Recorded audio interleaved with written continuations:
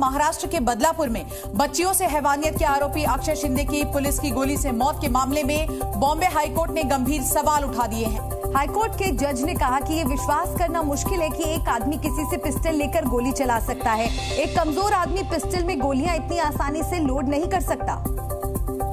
तो आपको बता दें, देखिए किस तरह से इस एनकाउंटर पर लगातार सियासत चल रही है महाराष्ट्र में, और इन सब के बीच हाईकोर्ट की ओर से ये बड़ा बयान है, एक आदमी ऐसे गोली नहीं चला सकता। अक्षय शिंदे की मौत पर इस पर यकीन नहीं किया जा सकता, ये कहना है बॉम्बे हाईकोर्ट का। ये गंभीर टिप्पणी बॉम्बे हाईकोर्ट की ओर से। तो हाईकोर्ट ने इस एनकाउंटर पर गंभीर टिप्पणी की है। किसी से भी पिस्टल छीनना आसान नहीं है। हाईकोर्ट की तरफ से कहा गया है एक आदमी ऐसे गोली नहीं चला सकता, इस पर यकीन नहीं किया जा सकता। तो जो पुलिस की तरफ से थ्योरी दी गई थी इस एनकाउंटर को लेकर, उस पर कहीं ना कहीं बॉम्बे हाईकोर्ट ने ये गंभीर टिप्पणी की है और हाईकोर्ट का कहना है कि इस पर यकीन नहीं किया जा सकता।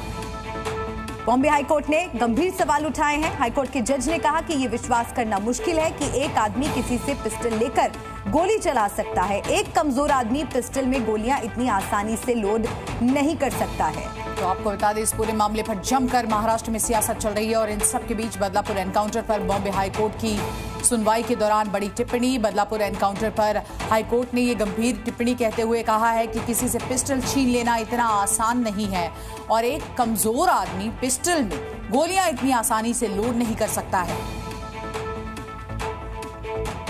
तो देखिए, सवालों के घेरे में है ये एनकाउंटर। लगातार इसको लेकर विपक्ष सत्ता पक्ष में तनातनी है महाराष्ट्र में, और इन सब के बीच आप देखिए कि इस मामले को लेकर बॉम्बे हाईकोर्ट में सुनवाई चल रही थी, और उस दौरान हाईकोर्ट की ओर से ये गंभीर टिप्पणी की गई है।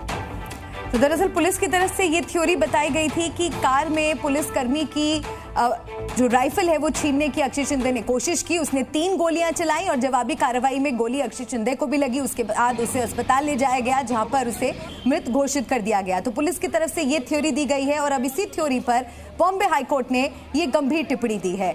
और आपको इसके अलावा इस पूरे मामले की टाइमलाइन भी हम दिखा रहे हैं। बदलापुर रेप केस में अब तक क्या कुछ हुआ, ये तमाम जानकारी आपके सामने।